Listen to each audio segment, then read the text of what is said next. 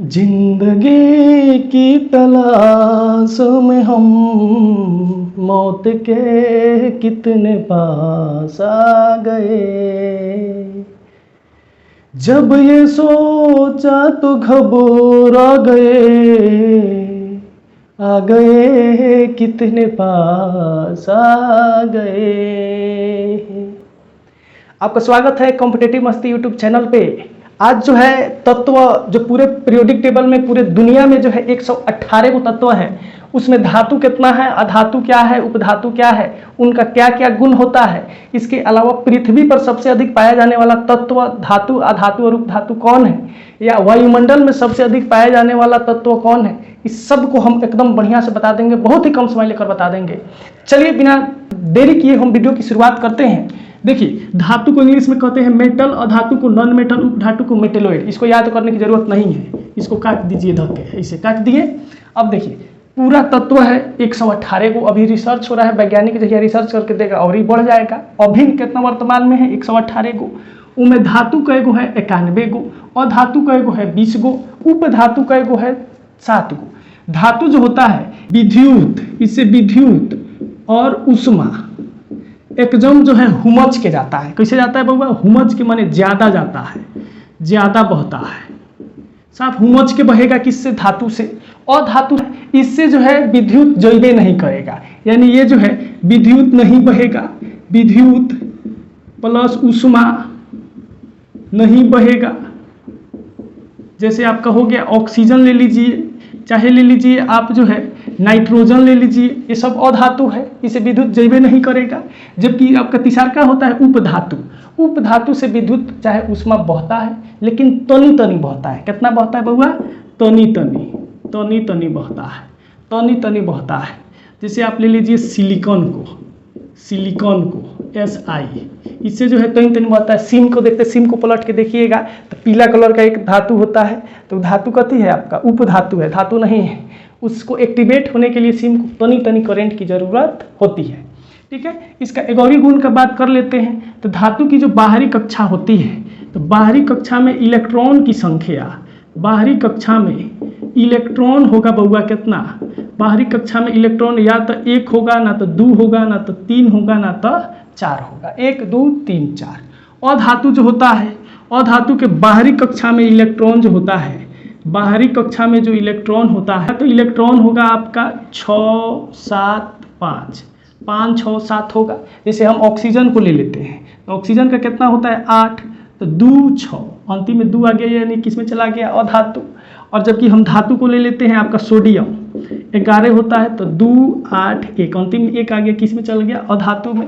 ये उपधातु जो होता है, इसकी बाहरी कक्षा में इलेक्ट्रॉन जो होता है, बाहरी कक्षा में 5 होता है। कितना होता है? 5 होता है।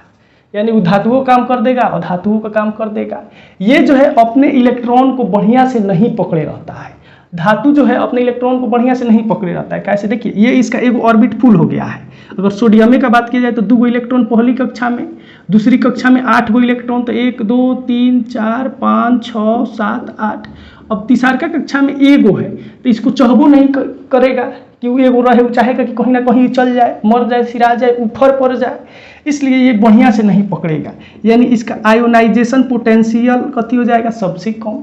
और धातु जो होता है, जैसे ऑक्सीजन का हम बनाते हैं ऐसे, तो पहली कक्षा में 2 गो, इसके बाद अंतिम वाला कक्षा में कई 6 गो, तो 2 2 4 2 6। देखिए, इसको ऑक्टेट पूरा करने के लिए 2 गो इलेक्ट्रॉन चाहिए, अष्टक पूरा करने के लिए 2 गो इलेक्ट्रॉन चाहिए।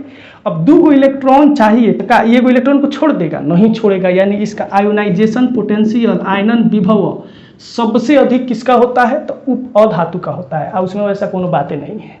ठीक है, इतना तक आप समझ गए? यहाँ तक आपको कोनो दिक्कत नहीं है? ठीक है, यहाँ तक आपको कोई दिक्कत नहीं है।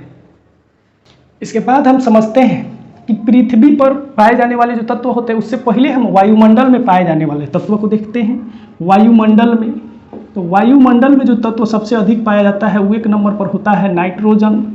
नाइट्रोजन कितना परसेंट? तो 78% रहता है। वायुमंडल में सबसे अधिक पाया जाने वाला तत्व नाइट्रोजन। उसके बाद होता है आपका कौन? ऑक्सीजन। ऑक्सीजन कितना? तो 20.99%, यानी 21%। 20.99% यानी 21%।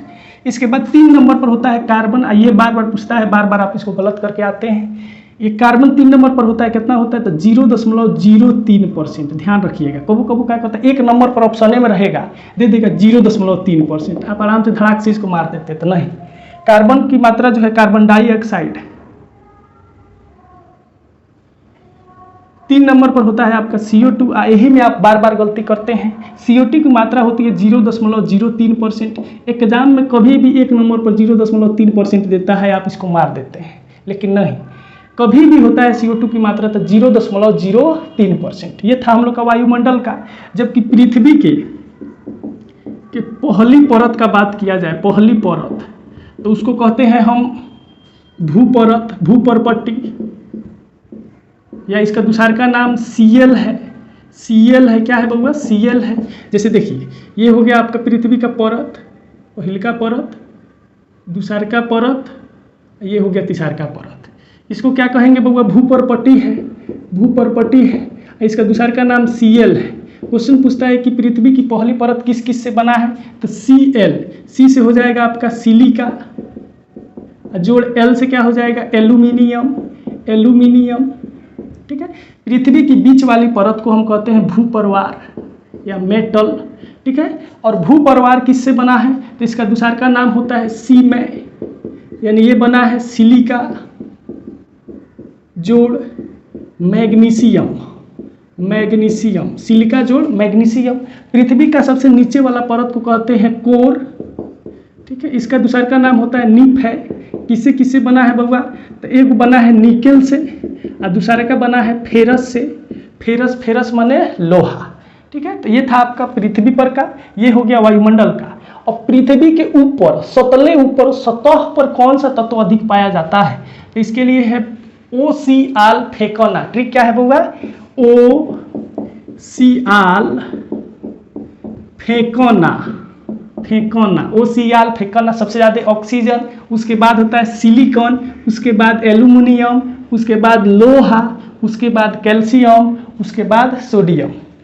अब पूछ देगा आपसे पृथ्वी पर पाए जाने वाले सबसे अधिक जो है अधातु, तो हो जाएगा आपका ऑक्सीजन। चाहे पूछ देगा पृथ्वी पर सबसे अधिक पाए जाने वाला तत्व, तो ऑक्सीजन। लेकिन क्वेश्चन घुमा देगा, पूछता कहेंगे है रेलवे में कि पृथ्वी पर सबसे अधिक पाया जाने वाला धातु, तो ये ऑक्सीजन धातु है? नहीं है, अधातु है। सिलिकॉन धातु है? अरे उप धातु है। जबकि एल्यूमिनियम का है, धातु है, तो वहाँ पे क्या मराएगा? एल्यूमिनियम। तो इसको ध्यान रखिएगा। पूछ देगा पृथ्वी पर पाए जाने वाला सबसे अधिक उप धातु, तो सिलिकॉन। ठीक है। हम आशा करते हैं ये वीडियो जो है आपके लिए काफ़ी मददगार, हेल्पफुल रहा होगा। अगर सही में रहा है तो इसको जो है चैनल को सब्सक्राइब जरूर कीजिए। और हम उपस्थित होते हैं फिर नया वीडियो लेकर। तब तक के लिए जय हिंद और शुभ रात्रि।